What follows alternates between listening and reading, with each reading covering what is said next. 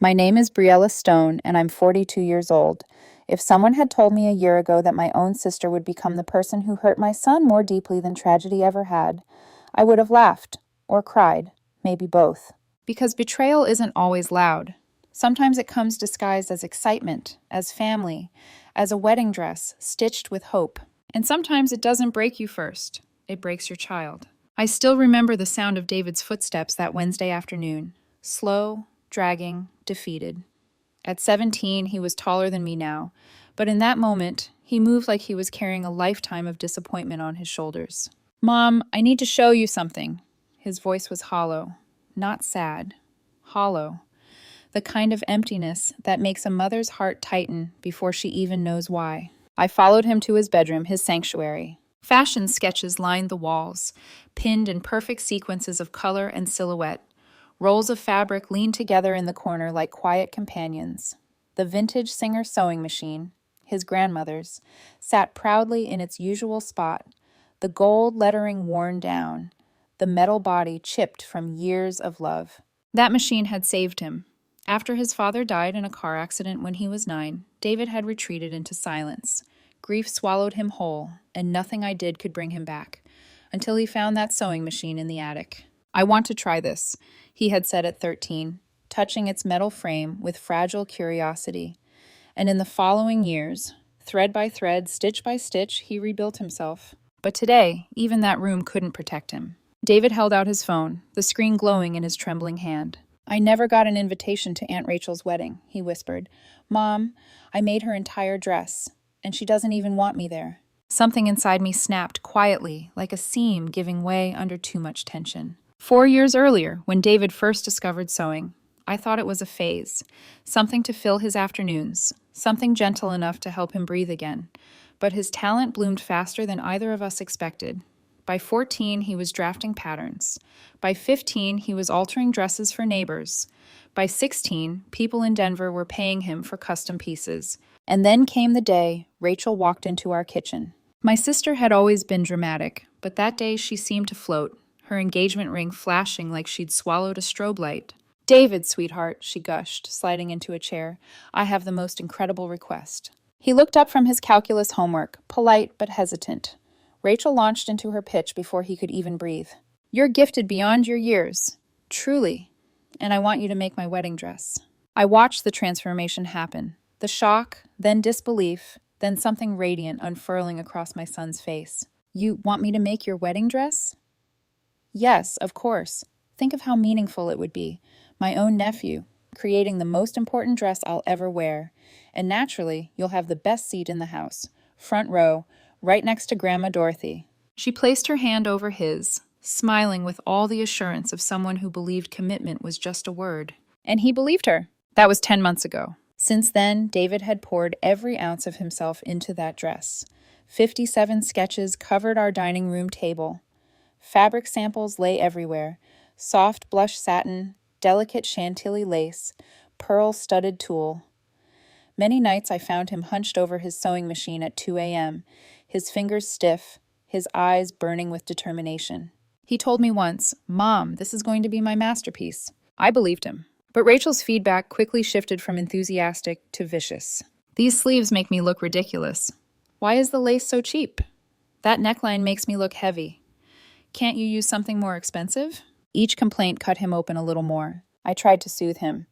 "She's just nervous about the wedding," I'd say. "She doesn't mean it like that." But I knew better. I knew Rachel.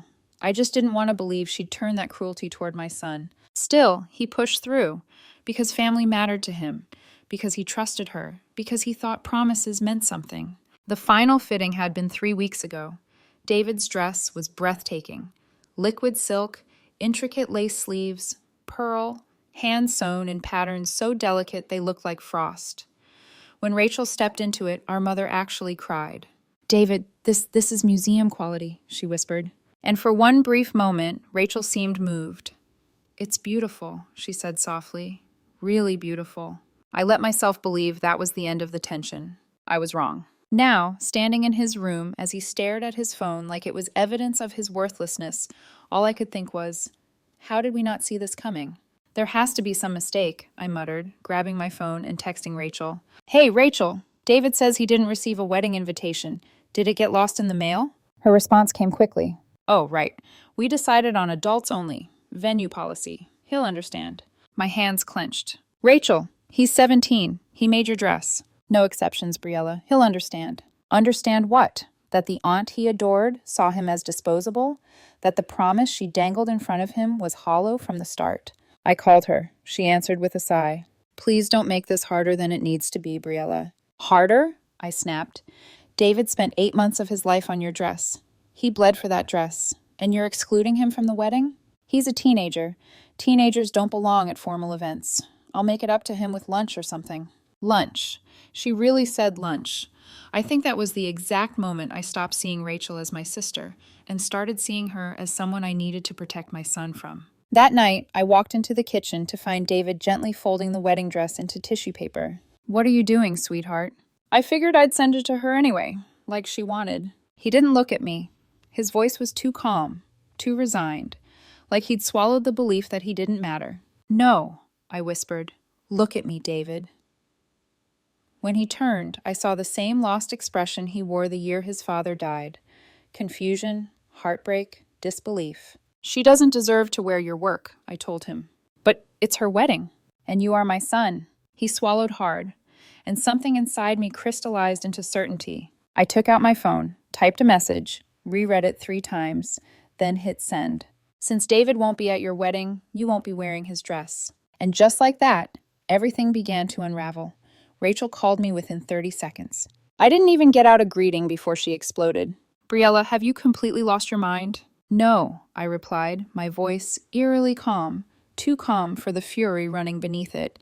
For the first time in months, I'm thinking clearly. You can't do this, she snapped. My wedding is in 4 days. What am I supposed to wear? That, I said, is your problem, not mine, not David's. You can't take back a gift. A gift, I echoed, tasting the bitterness of the word. Real gifts come with love, respect, basic decency. You've shown David none of that. He's just a teenager, Briella. He'll get over it. My lungs tightened. He's a 17-year-old who bled into the seams of your dress. Did you even notice the tiny red stains on the inner line of the bodice? That was from him sewing past midnight after you changed your mind for the 5th time. Silence. The kind that isn't reflective. The kind that proves the other person never cared enough to notice in the first place. Rachel, I pressed. Her voice returned, shaky, less anger, more panic. How much do you want for it? I laughed. Actually laughed. I'm not selling it to you. You said it costs money. You said, we're selling it to someone who will appreciate my son's talent. This is insane, absolutely insane. I commissioned that dress. It isn't your dress unless you're willing to pay $850. That's what custom dresses cost in Denver. $850 Dick for something made by a kid? By a gifted young designer, I corrected. Someone who trusted you. Someone you crushed. She tried to respond, but I didn't let her. I'm listing it tonight, I said. Good luck with your adults-only wedding. And I hung up. David stood in the doorway watching me. Mom, he whispered, what if she apologizes? Then she can apologize to you, not to me, not to save her dress, but because she understands what she did. He nodded slowly, though I could still see hurt lingering behind his eyes, the kind that doesn't fade until someone proves they deserve forgiveness. Come here, I murmured, pulling him into my arms. He was taller now, but he leaned into me the same way he did when he was 9 and terrified the world would forget him without his father. You matter, I whispered, more than her wedding, more than a dress, more than her ego. You matter, David. His voice cracked. I just wanted her to be proud of me. I know, sweetheart, and that's exactly why I'm doing this. That evening, we sat at the dining table together as I typed the listing. Stunning custom wedding gown. Size 8. Handcrafted by gifted young designer. Museum quality craftsmanship. $850. Firm. I added a photo of the dress draped across our living room sofa, pearls shimmering under the lamp. It looked like something fit for royalty. Within 2 hours, we had 18 inquiries. By 8 p.m., the doorbell rang. A woman named Sarah stepped inside, late 20s, wide-eyed, and carrying the exhausted hope of a bride whose plans had just fallen apart. My original dress was damaged in shipping, she explained. When I saw your listing, I had to try. David stood beside me, stomach clenched with nerves. As soon as Sarah saw the gown, she gasped. Oh my goodness, this is extraordinary. Her fingers touched the pearl beadwork like she was afraid it might dissolve into magic if she pressed too hard. "Did you create this?" she asked David, awe softening her voice. He nodded shyly. "Yes." "I've been to Manhattan boutiques," she breathed, shaking her head. "I've never seen lacework this intricate, not on a dress under $10,000. David's cheeks flushed a soft pink. "I'll take it," she said immediately. No hesitation. When she handed over the envelope of cash, David's hands trembled. Not because of the money, but because someone, finally, saw what Rachel never did. Value. Talent. Worth. When Sarah carefully carried the dress to her car, David stood beside me on the porch, watching her go. She really loved it, didn't she?" he asked. "Sweetheart," I said softly, "she saw what I've always seen, what you deserve everyone to see. A masterpiece." He smiled, small but genuine, his first in days. The next morning, Rachel called. Not to apologize, not to acknowledge what she'd done, but because she was desperate. "Briella, I've been thinking. Maybe I overreacted. I can make room for David at the wedding, okay? There. Problem solved. Now I need the dress back." "No," I said. "No? What do you mean, no?" "It's gone." "Gone? What does gone mean?" "I sold it," I replied, to a bride who cried actual tears when she saw David's work, someone who valued him. "You sold my wedding dress to a stranger?" "It wasn't your wedding dress anymore," I said. "You made that clear when you told him he wasn't welcome." "You ruined my wedding!" "No," I said, steady as glass. "You ruined your relationship with your nephew." The scream that erupted through the phone was so sharp I had to hold it away from my ear. On the day of Rachel's wedding, David and I were sitting in an IHOP booth, eating chocolate chip pancakes, and laughing at the way he tried to stack syrup bottles into a miniature Eiffel Tower. "You know what, Mom?" he said suddenly.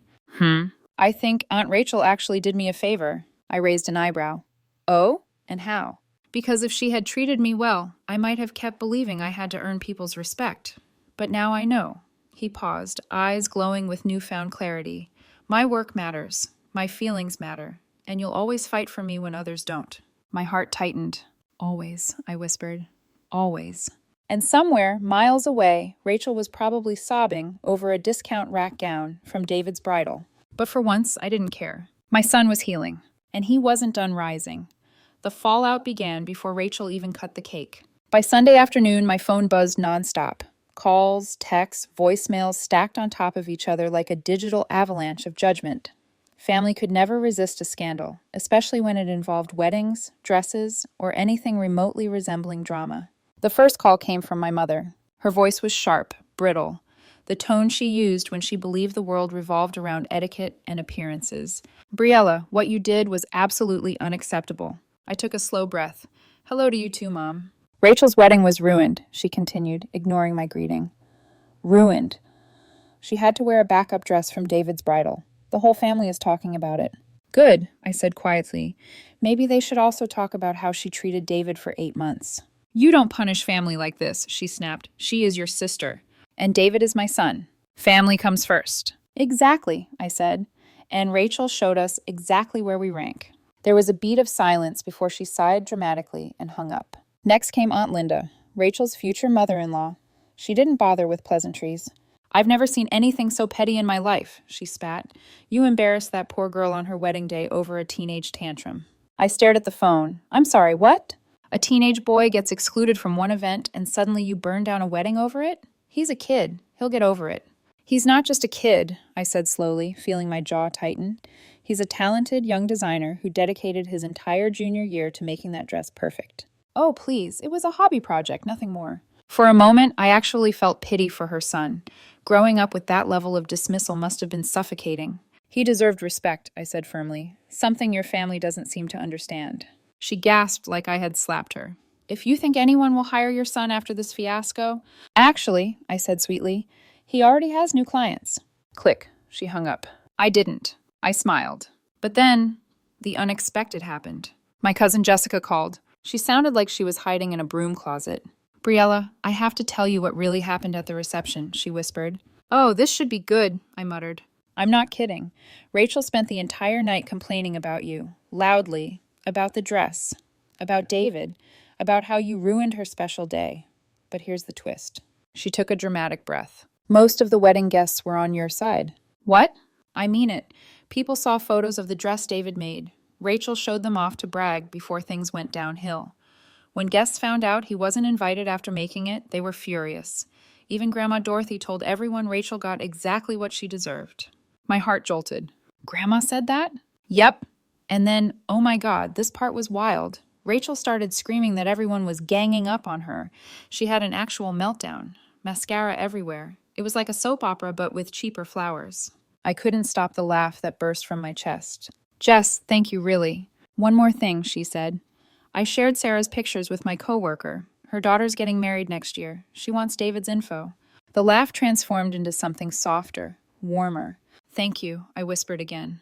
After we hung up, I went upstairs and checked on David. He was sketching, head bent, pencil whispering across paper with renewed purpose. How are you feeling? I asked. He looked up, clear-eyed, steady, stronger. Honestly, he said, free. Free? He nodded. It's like I finally understand that I don't have to prove myself to people who don't value me. I don't have to fight for every ounce of respect. I placed a hand on his shoulder. You never had to prove yourself to anyone.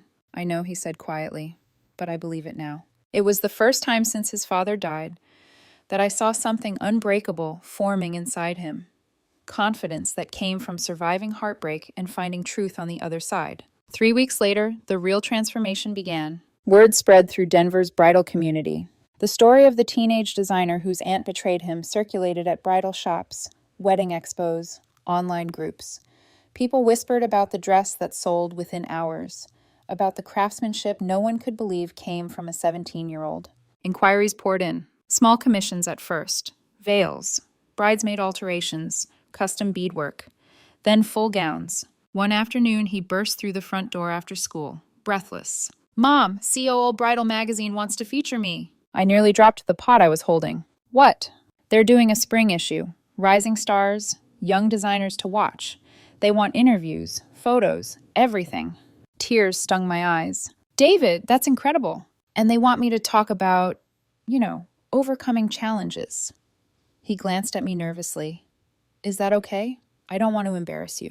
Sweetheart, I said, pulling him into a hug, I've never been prouder of anything in my life. It was true, not because of his talent, not because of the attention, but because he had turned pain into purpose. He had stitched himself back together. That evening, David brought out a small box. Inside was a lavender cashmere scarf, soft, delicate, shimmering with silver thread. I made this for you, he said quietly, for being the kind of mom who fights for her kid, for showing me what real love looks like.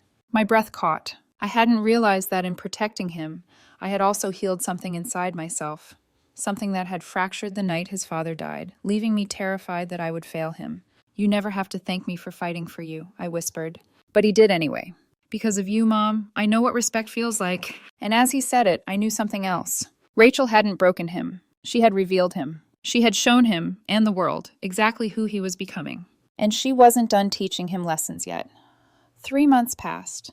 3 months of transformation.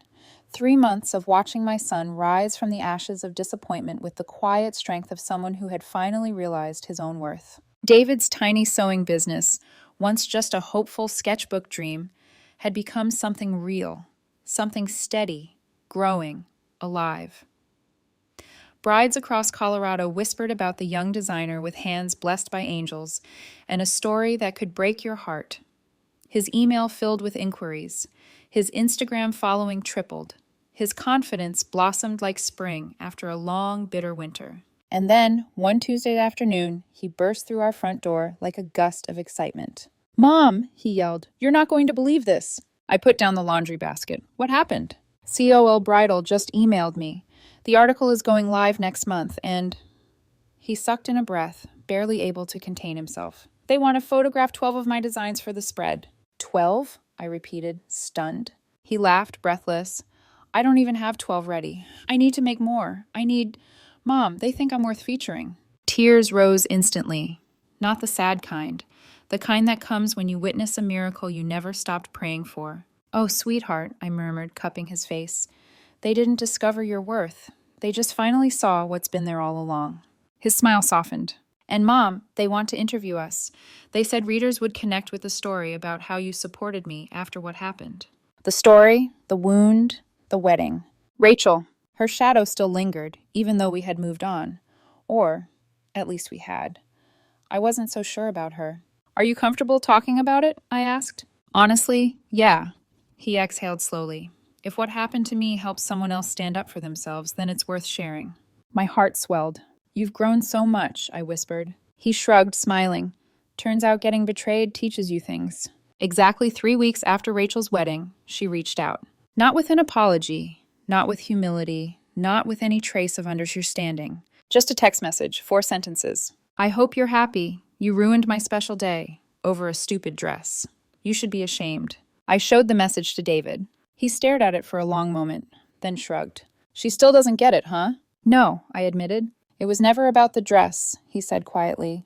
It was about respect, family, promises. His voice didn't tremble. It didn't break. It carried a clarity that made me proud and heartbroken at the same time. Are you sad? I asked softly, about losing her. He thought for a moment. I'm sad about who I thought she was, he said, but I'm not sad about walking away. Walking away. Such a simple phrase. Such impossible strength. 6 months later, everything in our lives changed again. David received a letter. Thick envelope, embossed logo, New York address.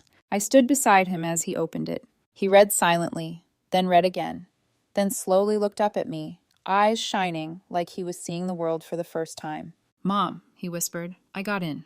My breath caught. The Fashion Institute of Technology? I asked, barely breathing. He nodded, tears finally spilling. With a scholarship. Oh my God, David! I pulled him into my arms, laughing, shaking, crying all at once. You did it. You really did it. He hugged me tight, burying his face in my shoulder. You helped me do it, he whispered. I wouldn't be here without you. But he was wrong. I had protected him. I had fought for him.